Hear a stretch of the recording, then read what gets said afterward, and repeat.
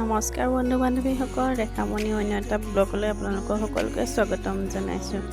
আজি মই লৈ আহিছোঁ চাদৰৰ পটি কেনেকৈ সহজতে লগাব পাৰি তাকে আপোনালোককো দেখাওঁ বুলি ভাবিলোঁ।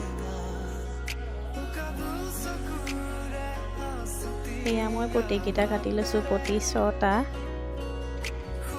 এফালে 3টা এফালে 3টা হয়।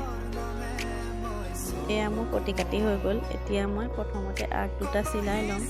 আগ দুটা চিলাই ল'লে পটি লগাবলৈ সহজ হয় আৰু দেখাতো ধুনীয়া হয়।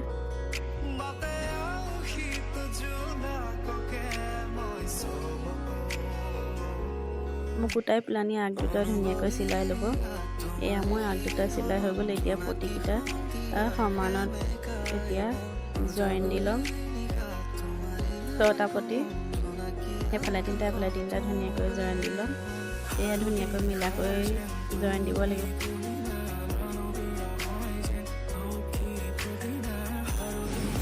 আগটো মুকুতাই লৈ কাষটো এয়া মুকুতাই লৈ কিনাৰে কিনাৰে ধুনীয়াকৈ এতিয়া চিলাই যাম।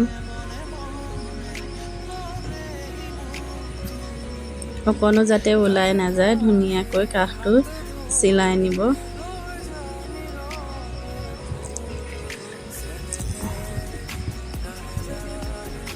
সেয়া এতিয়া মূৰত পালেগে এআঙুলমান বেছিকৈ থ'ম মুকুতাই দিবলৈ।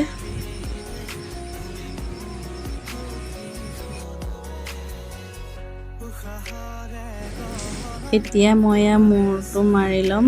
আগতে চিলোৱা চিলাইটো কাষেদি এয়া মূৰটো মাৰি লৈছোঁ। আগতে কাষটো মাৰিছিলোঁ, এতিয়া ভিতৰৰ ছাইডটো মাৰিম চিলনি। এয়া ধুনীয়াকৈ চিলাই যাব, টানি নিদিব।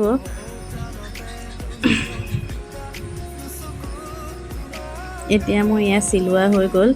ভিডিঅ'টো যদি চাই ভাল পালে লাইক কমেণ্ট শ্বেয়াৰ কৰিব। এনেধৰণৰ নতুন নতুন ভিডিঅ'সমূহ আহি থাকিবৰ কাৰণে মোৰ চেনেলটো ছাবস্ক্ৰাইব কৰি ল'ব। এতিয়া মোৰ এয়া চাদৰখন চিলোৱা হৈ গ'ল। এয়া চাওকচোন, এয়া ইমান ধুনীয়া লাগিছে পটিটো চাওকচোন, অকণো ফুলি নাযোৱা। চিলাবলৈ একেবাৰে সহজ, আপোনালোকেও চিলাব পাৰিব। আজিলৈ ভিডিঅ'টো ইমানেই আছিলে। ধন্যবাদ।